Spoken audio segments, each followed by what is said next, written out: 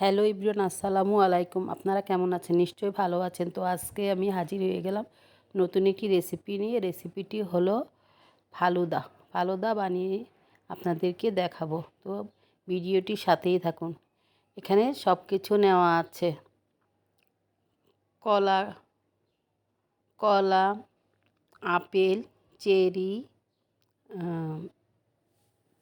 কাঠবাদাম, কাজু বাদাম, এগুলো সব কিছু নিয়েছি। এখন একটা প্যান বসিয়ে দিয়েছি চুলায়।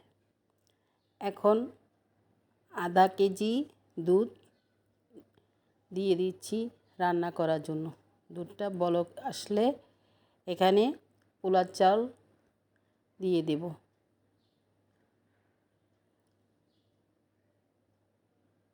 এক মুঠ পোলার চাল আগে থেকে ভিজিয়ে রেখেছিলাম। এখন পোলার চালগুলো দিয়ে দিয়েছি। এখন এক প্যাকেটের অর্ধেক প্যাকেট লুডুস দিয়েছি। এটাও এখন একসাথে অ্যাড করে দিয়ে দিলাম। এখন ভালো করে রেঁধে নেব। আর এখন আমি চিনি দিয়ে দিচ্ছি আধা কাপের মতো।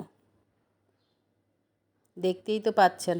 এখন আমি ভালো করে নেড়ে চেড়ে সুন্দর করে নিব। এটা ফুটে আসলে এটা আমি নামিয়ে নেব। আমার এই রেসিপিটা যদি আপনাদের ভালো লেগে থাকে তাহলে অবশ্যই একটা লাইক দিয়ে দেখা শুরু করবেন এবং কমেন্টস করে জানাবেন ফালুদাটা বানানো কেমন হয়েছে। আর বাসায় ট্রাই করে দেখতে পারেন।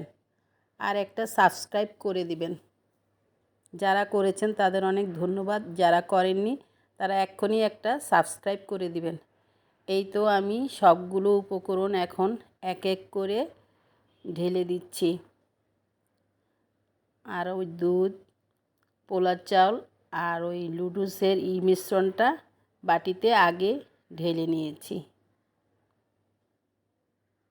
দেখতেই তো পাচ্ছেন। এখন আমি নেড়ে চেড়ে সুন্দর করে এটাকে নেব। এটা আধা ঘন্টার জন্য আমি নর্মাল ফ্রিজে রেখে দিয়েছিলাম। এই তো আমি রেখে দিয়েছি। এখন আমি বের করে নিয়েছি।